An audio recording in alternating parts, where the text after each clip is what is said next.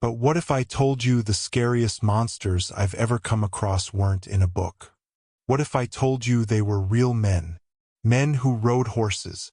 Men who ate food and slept under stars and then woke up and did things that would make you physically sick. This is that story. And it starts right here with this diary, this map, and a darkness that history almost forgot. Before we dive into today's investigation, I want to be clear.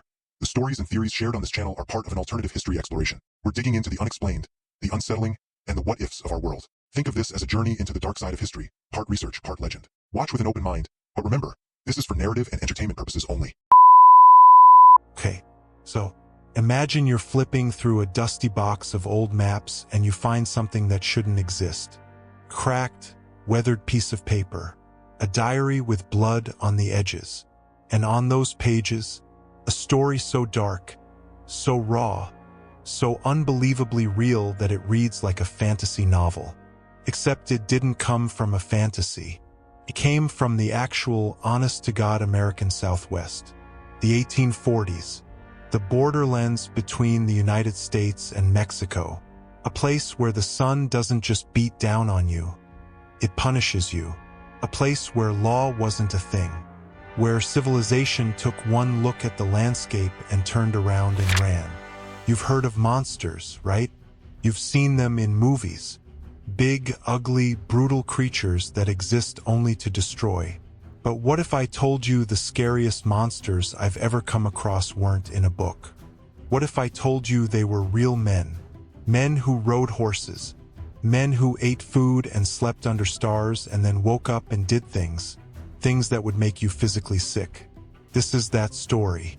And it starts right here with this diary, this map, and a darkness that history almost forgot.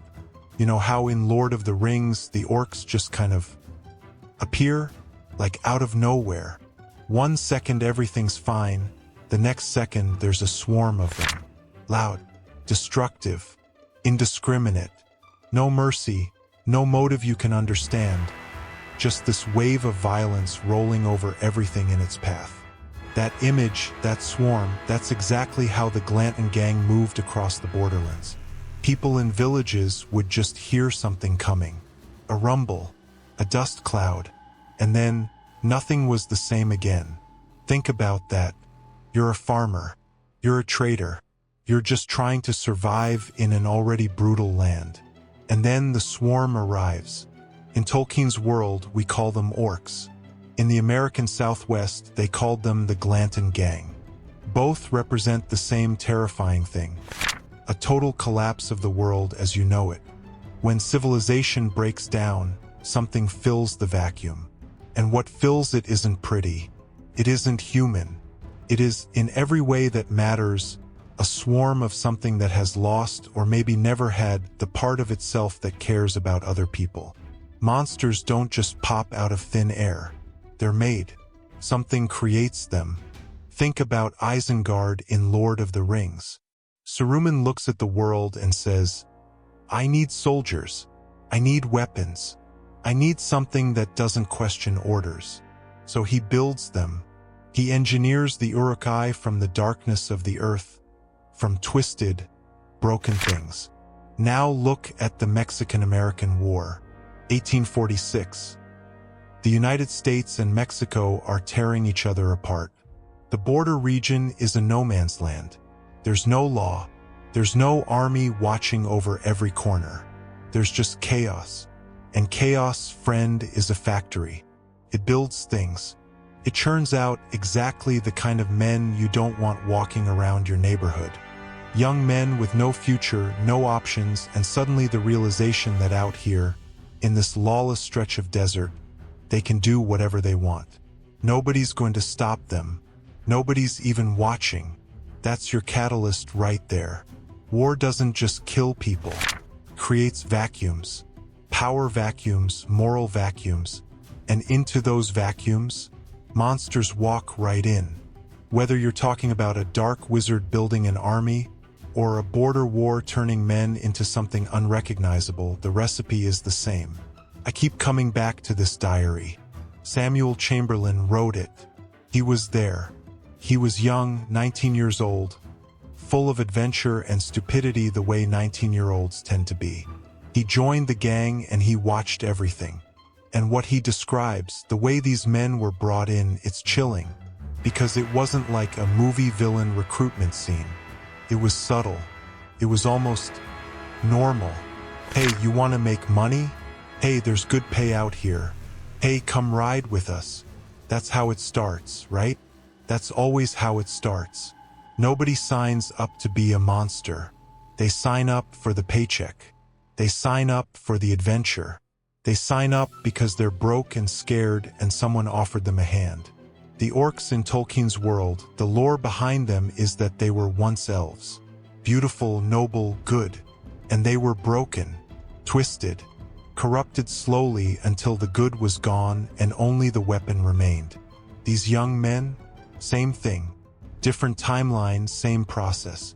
They came in as humans. The desert, the violence, the money, it did the breaking.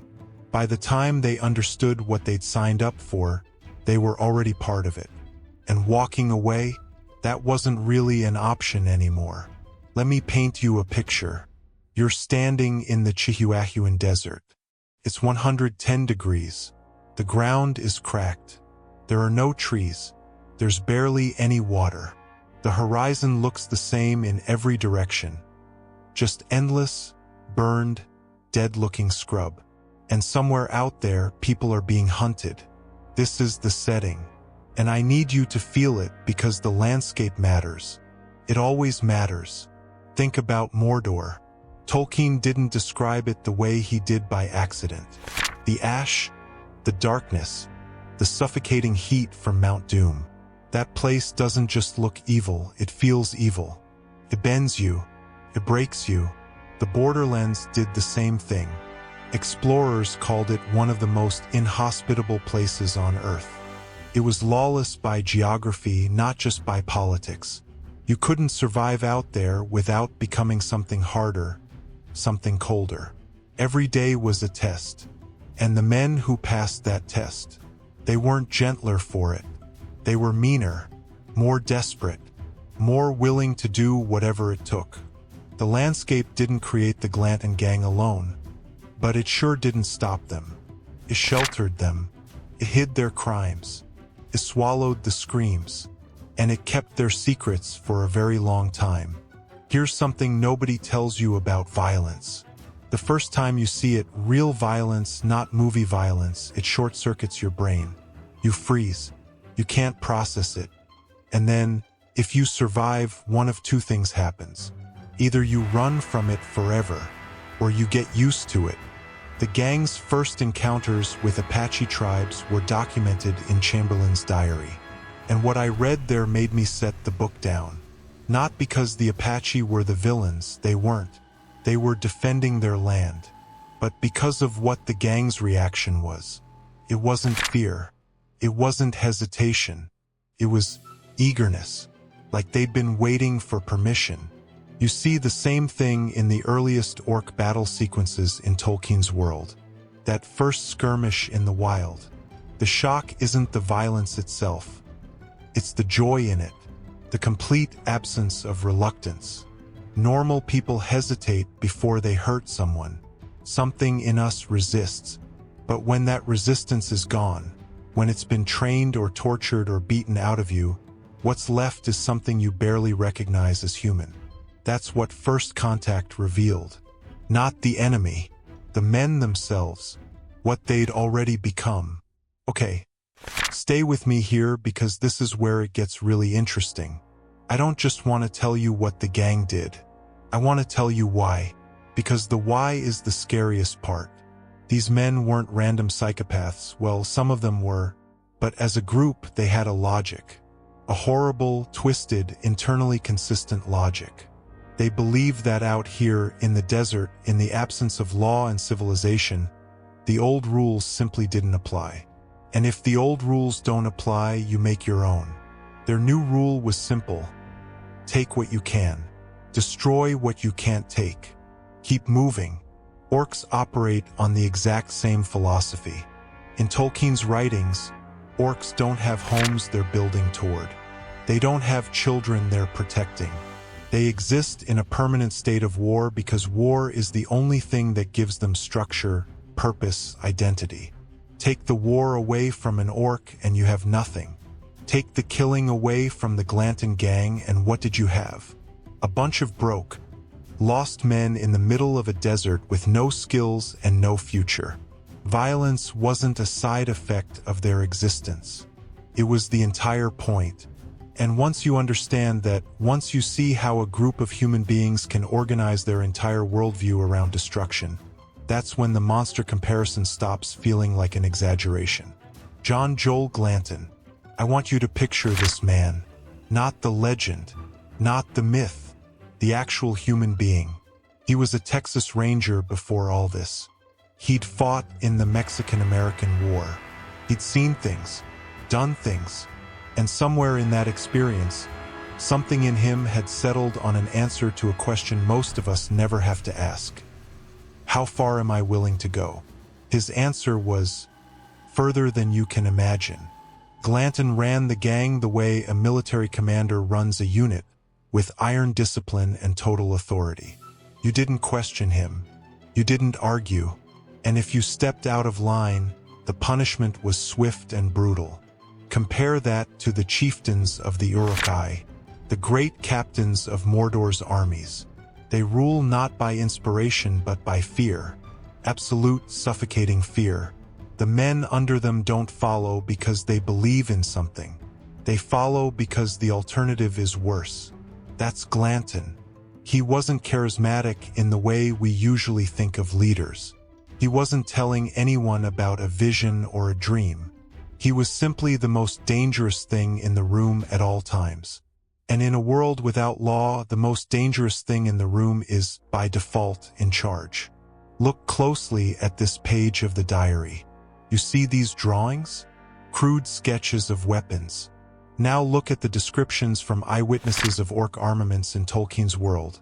The jagged blades, the rough-hammered iron, the weapons that look like they were designed not to kill cleanly but to cause maximum suffering.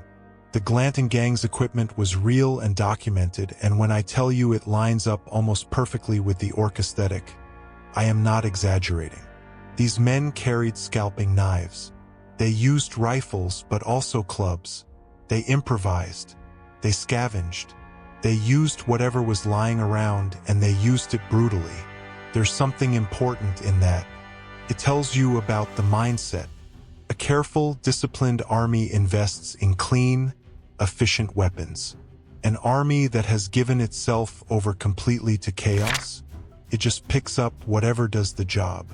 The orc blacksmiths in Middle-earth produced weapons that looked tortured, like the metal itself had been hurt in the making. And there's a psychological truth buried in that detail.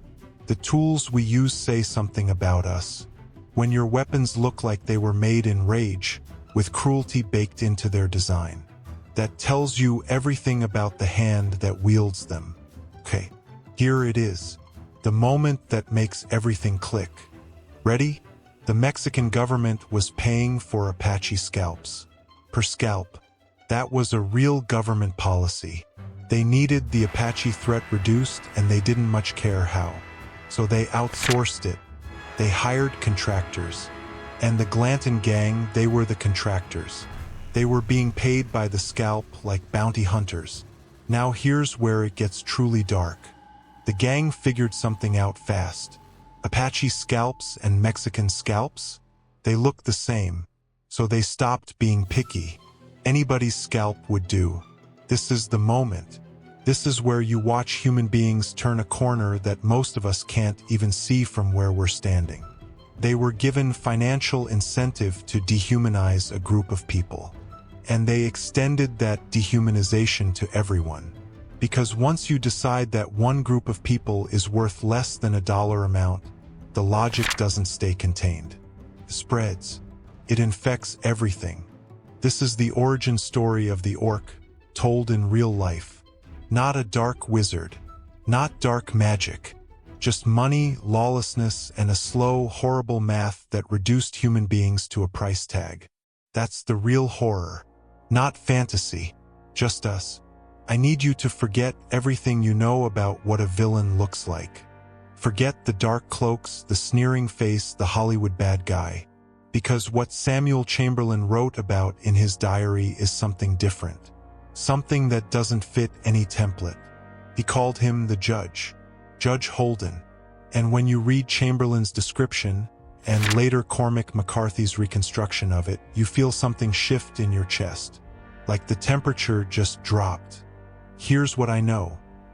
There was a man, massive in size, completely hairless, with a pale complexion that seemed wrong in the desert sun. He was educated, alarmingly educated. He spoke multiple languages. He knew science, geology, law, music. He danced. He played the fiddle. And he participated in slaughter with the same enthusiasm that you or I might have for a hobby we love. The Judge is the bridge between the historical record and the fictional nightmare. He is both real, documented in Chamberlain's own hand, and mythological because no human being should be what he apparently was. He is the Uruk-hai commander brought into the sunlight. He is the nightmare given a name and a face and an unsettling smile. He walked into the story and changed it entirely. Let me be real with you for a second. When historians try to figure out Judge Holden, they hit a wall. Because the documentation is thin. Chamberlain saw him. McCarthy wrote about him. But the paper trail is almost non-existent. And that absence, that mystery, it makes him more terrifying, not less. Because your brain fills in the gaps. That's what our brains do. We are pattern completion machines. Give us an outline and we will shade it in with our worst fears. The physical description we do have, enormous, bald, pale, childlike face on a giant's body, is deeply unsettling on a primal level. There's something about a person who doesn't look quite right that triggers ancient alarm bells in us. Same thing with the Uruk-hai. The first time you see one in Tolkien's world, something is wrong. They're big. They're fast. They're smart in a way regular orcs aren't. They don't fear the sun. They are the monster upgraded, optimized, perfected for terror. That's the Judge. He was the upgrade. The rest of the gang were brutal but comprehensible. Glanton was a tyrant you could understand. But the Judge? The Judge was something else. He occupied a different category. And the men around him, hardened killers all of them, they were scared of him too. This is the part that really messes with you. Because you expect monsters to be dumb, right? Orcs in a lot of stories are dumb. Big and brutal but not particularly clever. And then Tolkien throws you a curveball. The orcs of Isengard, the Uruk-hai, build siege towers. They calculate ballistic trajectories. They engineer explosives. They blow a hole in the wall of Helm's Deep. They are not just brute force. They are brute force with a brain behind it. Now read what Chamberlain wrote about the Judge. He watched this man sketch geological formations in a notebook with the precision of a trained scientist. He watched him conduct what appeared to be chemical experiments over campfires. He watched him hold court on legal matters, on philosophy, on the nature of war, with the fluency of a Harvard professor. And then he watched the same man commit acts of violence that he couldn't even write down clearly because the words didn't exist for what he saw. That combination, intelligence and brutality fused into one consciousness, is the most terrifying thing a human being can be. It means the violence isn't accidental. It isn't rage. It is calculated. It is chosen. Every single time. Okay, so there's this thing the Judge says in McCarthy's book that I have to share with you because it is the most chilling sentence I've ever read about violence. He says war is God, not like a metaphor. He literally means it. He believes that war is the highest expression of human existence. That in battle, the true nature of reality is revealed. That everything else, kindness, art, love, civilization, it's all just decoration on top of the one true thing, which is the contest of destruction. Now, compare that to the Orcish worldview as Tolkien developed it. Orcs don't have a concept of peace that they're fighting to get back to. They don't have a vision of a better tomorrow. Their culture, their hierarchy, their entire social structure, it's organized around conflict. Who's the strongest? Who can take what? Who survives? Might makes right, and right is whatever the mightiest person says it is. Both the judge and the orc live in a world without tomorrow. Just now. Just the fight. Just the dominance. And here's the psychological truth underneath it. That worldview doesn't come from nowhere. It comes from a place of such deep despair that the only honest response a person can find is to stop pretending any of it means something. And that is genuinely sad. And genuinely terrifying. Here's something from the diary that historians don't talk about enough. The gang had rituals. Not formal ones, not organized religion, but patterns of behavior that started to look ceremonial. After a massacre, there were things that happened. Objects were collected. Arrangements were made. Chamberlain describes scenes that he doesn't fully understand himself, that he writes about with the confused horror of someone watching something sacred and profane happening at the same time. He didn't have the language for it. Neither do I entirely, but I recognize the shape of it. Because war chants exist for a reason. Dark rites before battle exist for a reason. They are the psychological mechanism by which human beings cross the threshold from normal to violent. You need to psych yourself up. You need to convince your body, which is naturally reluctant to hurt other bodies, that what you're about to do is okay. The orcs do this with noise and drums and ritual screaming. The Glanton Gang did it with their own quiet, grim ceremonies. And in both cases, the function is identical, to move from the world of people to the world of weapons. To make the crossing feel sacred instead of criminal. Ritual is how monsters convince themselves they're priests. Let's talk money. Because money matters. Money is always involved. You want to understand why evil scales up the way it does. Look at the financial structure. The Mexican state governments, Chihuahua and Sonora, were paying $100 per Apache warrior scalp. That was serious money in the 1840s. Enough to fund the gang for weeks. Enough to keep them riding, keep them armed, keep them together as a unit. And so violence became a business, a literal line item on a budget. Now put a dollar value on human life. Go ahead. Try to feel what that does to your brain. $100. That's what a person was worth. And when the gang started substituting other scalps, Mexican civilians, women, children, the financial logic didn't change. It just expanded its target market. Orcs pillage. That's what the word means, historically. They take the spoils of their violence and they profit from it. The Glanton Gang were the historical footnote that proves pillaging isn't a fantasy concept. It's an economic model. A horrible, monstrous, real economic model that real human beings ran for years before anyone stopped them. The horror isn't that it happened once. The horror is that it kept working. I want you to imagine driving the same road every day for a year. At first you notice the houses, the trees, the turns. After a while you stop seeing it. Your brain tunes it out. Now imagine that road is made of violence. The gang traveled deeper and deeper into the desert. Week after week, month after month. The atrocities weren't occasional anymore. They were constant. They were routine. And Chamberlain writes about this shift, the point where the men around him stopped reacting to what they were doing, where the horror became mundane, where they'd do something terrible and then just eat dinner, sleep, wake up, do it again. Psychologists call this moral disengagement. It's the process by which human beings separate their actions from their self-concept. You tell yourself a story about why what you're doing is okay, or necessary, or inevitable. And you tell it so many times it becomes true. For the gang, the desert itself seemed to accelerate this process. The further from civilization they went, the more the rules of civilization faded.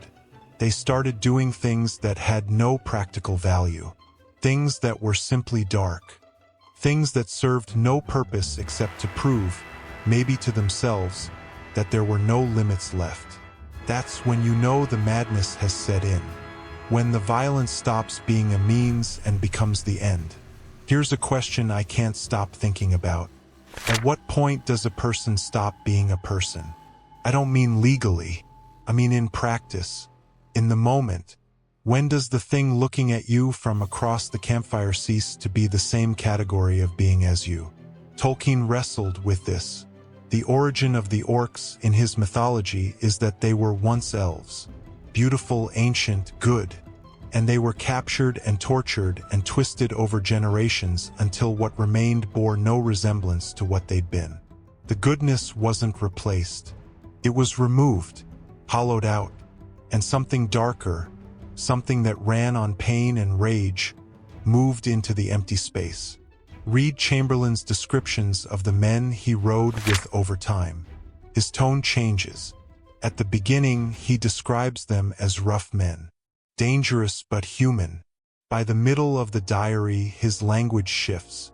He stops using their names as often. He starts describing them almost as forces of nature, as things that move through the landscape rather than people who inhabit it. That shift in language is not an accident. It's the honest record of a witness watching humanity drain out of a group of people in real time. He didn't have a word for what they were becoming. Tolkien invented one. He called them orcs. I want to stop the story for a second and ask you something directly. When you read about orcs in a fantasy novel, or you watch them on screen, do you ever wonder where they came from? Not the in-universe mythology, I mean where the idea came from. What was in Tolkien's mind when he designed the quintessential monster? Tolkien was a veteran of World War I. He watched the industrialization of killing. He watched young men fed into machines. He watched atrocity become policy. He had seen what human beings could do to other human beings when civilization stripped away and something raw and terrible took its place. He saw men become weapons. And I genuinely believe that the orcs are not aliens to us. They are us. They are the part of us that we are most afraid to look at directly. When I look at the historical record of the Glanton Gang and then I look at Tolkien's creation, I don't see two separate things. I see a mirror. The gang is the raw footage. The orcs are what it looks like after an artist has processed the horror into something you can almost bear to look at. And the reason we keep telling stories about monsters is that we can't stop creating them in real life. We need the fiction to help us process the fact. Let me tell you about a massacre. I'm not going to give you every detail because some of it exists at a level of darkness that doesn't need to be reproduced. But I need you to understand the scale of what happened when the Glanton Gang attacked an unsuspecting settlement. There was no warning. There was no negotiation. There was no quarter given. It was sudden and total, and it was over before the victims fully understood what was happening. Chamberlain wrote about it. He couldn't look away. He couldn't stop it. And what he describes, the organization of it, the way each man had a role, the way it unfolded with a kind of horrible efficiency, it reads like a military operation. Because that's what it was. Planned. Executed. Without hesitation. Now read the accounts of great battles in Tolkien's world. The sack of settlements by orc armies. The shock of the assault, the speed, the totality of the destruction. The thing that makes those scenes so effective is not the fantasy elements, it's the recognition. Somewhere deep in our collective memory, we know what this looks like. We've seen it. It happened in real history, in real places, to real people. Tolkien didn't invent the horror of the orc assault. He inherited it. We all did. Every monster story has a turning point. The moment the tide shifts. The moment the thing doing the hunting becomes the thing being hunted. For the Glanton Gang, that moment came when the Mexican authorities decided they'd had enough. And here's the dark irony of that. The gang had become too efficient at being monsters. They'd stopped limiting their targets to the Apache. They were hitting Mexican towns, killing Mexican civilians, taking Mexican scalps. The very people who had commissioned them to be violent were now on the receiving end of that violence. So the commissions stopped. The legal protection disappeared. And suddenly the gang found themselves in the desert with no cover, no income, and the Mexican army looking for them. In Tolkien's world, there is always a turning of the tide. The moment when the dark armies stop advancing and start retreating. And it's always the same: they get too far from their power base. They get sloppy. They start to believe in their own invincibility. And that belief is always wrong. For the gang, the desert that had sheltered them began to feel different. The same landscape that had hidden their crimes now had nowhere to hide them. The heat was the same. The emptiness was the same. But the feeling had changed completely. They ran. That's what it came down to. The Glanton Gang, these men who had terrified an entire region, these scalp hunters who had operated with impunity for years, they ran into the desert, further into the wilderness, away from the towns, away from the trails, away from anything that looked like civilization. And I want you to feel what that must have been like. Not the relief of escape, the terror of it. Because the desert is not a safe place to hide. The desert is not a refuge. It is an active, hostile environment that kills you slowly if you're not careful and quickly if you're not lucky. Think about Mordor, not as a fantasy location but as a psychological state. The Dark Army retreating, the wastelands surrounding them, nowhere to go, no city walls, no fortress, just the empty, burning, lifeless landscape stretching out in every direction. The gang's flight into the desert mirrored that perfectly. The landscape that had seemed like power, like freedom from law, like the perfect hunting ground, revealed itself as what it had always been. Prison without walls. You could go anywhere. You couldn't go anywhere. And behind you, getting closer every day, were people who wanted you dead. The wilderness doesn't liberate you. It just delays the reckoning. Here's something that happens to every group when it starts losing. Paranoia sets in, creeps in at the edges first. Just little suspicions. Who took more than their share of water? Who was looking at the trail behind us too often? Did that man go off on his own this morning? Where did he go? And then it spreads. And then it consumes. The gang started to fracture. Men disappeared. Some died from the environment. Some were killed by hostile tribes. Some, possibly, were killed by each other. Chamberlain's diary becomes less coherent in this section. His entries get shorter, more fragmented, like his ability to process what he's witnessing is reaching its limit. He's describing the death of a group, not all at once, but piece by piece, like something is eating them from the inside out. Look at any retreating orc army in Tolkien's world. The moment they start losing, they turn on each other. The internal hierarchy, maintained purely through fear and violence, collapses when the external threat disappears. Without a target for their aggression, they become the target. And that's the ultimate tragedy of building your entire social structure on domination. The second you're no longer dominant, there's nothing holding the structure up. It falls. And it takes everyone inside it down with it. Okay, so follow me here because this part of the history is almost poetic in how perfectly it illustrates the gang's collapse. After everything, after years of scalp hunting, after massacres, after becoming one of the most feared groups on the borderlands, the Glanton Gang ended up running a ferry crossing. Ferry crossing. At Yuma on the Colorado River. They'd taken it over by force, naturally. They charged people to cross. They robbed them when they felt like it. They'd gone from this terrifying, mythological force of destruction to toll booth operators. There's something deeply human in that collapse. Something that almost makes you feel something, not sympathy exactly, but recognition. Because it's the story of every bully who loses his power. every empire that overextends, every monster that runs out of things to terrorize. They shrink. They become small. They find the smallest version of their old power and they cling to it. In Tolkien's world, you see this too. The remnants of dark armies, scattered and reduced, holding small miserable territories and calling them kingdoms, still trying to dominate something, anything, because domination is all they know. The Faerie was their last kingdom, and they were about to lose it too. The Quechan people had been watching. They'd been patient.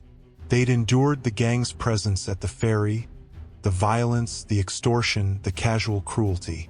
They'd been building something, organizing, communicating in ways the gang didn't notice because the gang had long since stopped seeing the people around them as capable of strategy.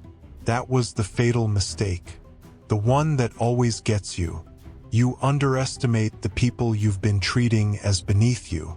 And on a morning in April of 1850, the Quechan struck. They knew the terrain. They knew the routines. They moved fast and they were coordinated, and by the time the gang understood what was happening, it was already too late. There's a battle in every great fantasy narrative, the final stand of the Dark Force. The Uruk-hai at Helm's Deep, the armies of Mordor before the Black Gate.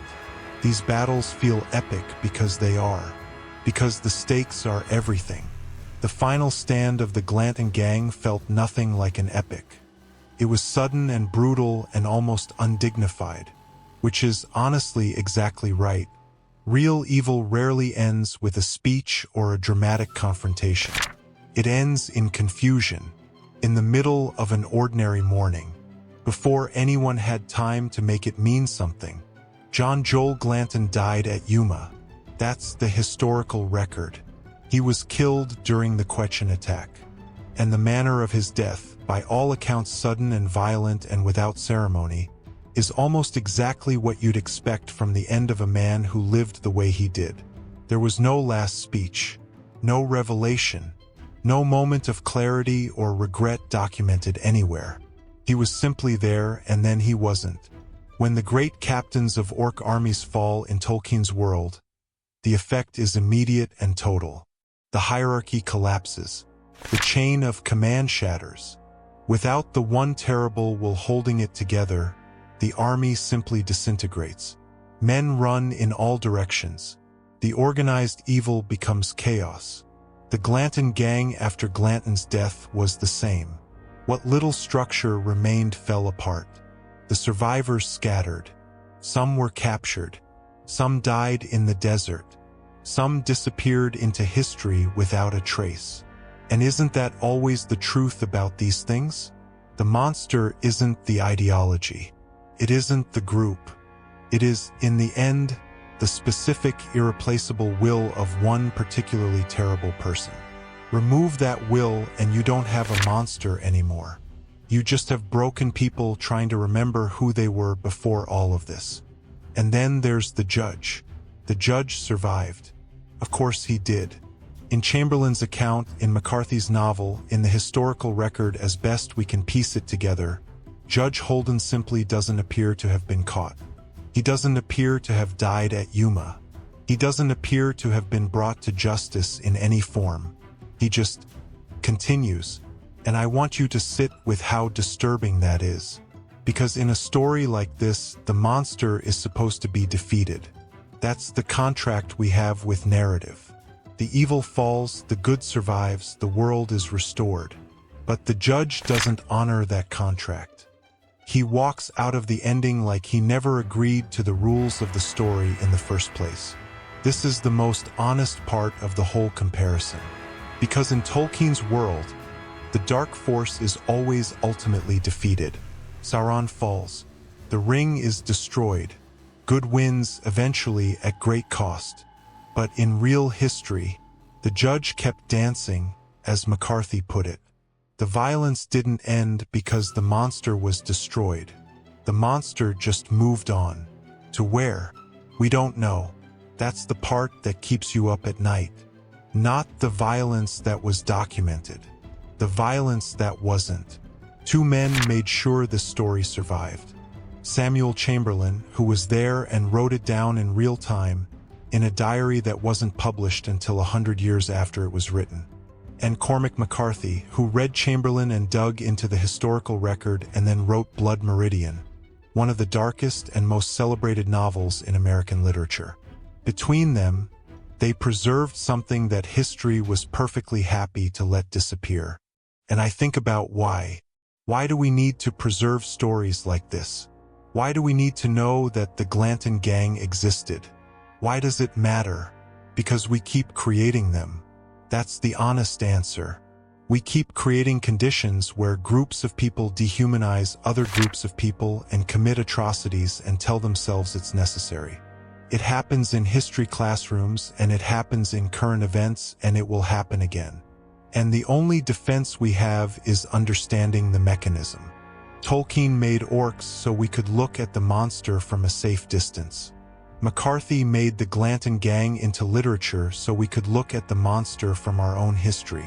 Both are warning systems. Both are saying, look at what this is. Look at how it starts. Look at what it costs. And maybe next time we'll see it coming. So let's bring it all the way home. I've walked you through 30 chapters.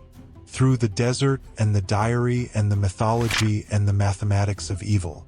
And I want to make sure the conclusion lands the way it should. The Glanton Gang were not unique.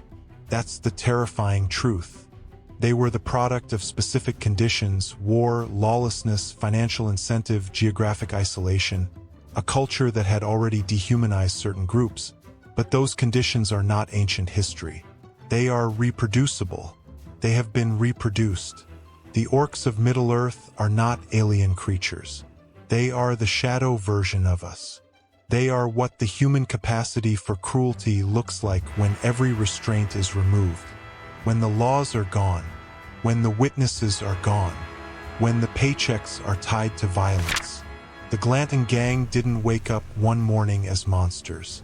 They were built into it, slowly, by circumstances and choices and the slow, steady removal of everything that might have held them back. And that is the most important thing I can tell you, because monsters don't announce themselves. They don't arrive with horns and dark banners. They arrive as people, people with reasons, people with logic, people who have simply decided that the rules everyone else follows don't apply to them anymore. And once that decision is made, the descent begins. McCarthy wrote that the judge was still dancing at the end of Blood Meridian. Still there, still moving, still alive in a way that defies explanation. And I've been thinking about that image ever since I first read it. The dance. Because it's not random imagery. The dance is continuous. It doesn't need an audience. It doesn't stop when the story ends. It was happening before anyone was watching, and it keeps happening after everyone has looked away. The line between history and fiction, between the Glanton Gang and the orcs, is thinner than you think. Much thinner, because the fiction grew out of the fact. Tolkien's darkness grew out of real darkness he had witnessed. The fictional orc was assembled from real pieces of real human behavior in real history. And when you understand that, the fantasy stops being an escape from reality. It becomes a map of it. A map of the dark places in us. The places that produce gangs and massacres and scalp trades and men who are paid by the piece to end other human beings. The question the judge asks, with his dancing, with his survival, with his refusal to be defeated, is not a question from a novel. It's the question reality has been asking us for as long as we've been human enough to do terrible things to each other. And the question is this: how long are you going to keep pretending I'm not here?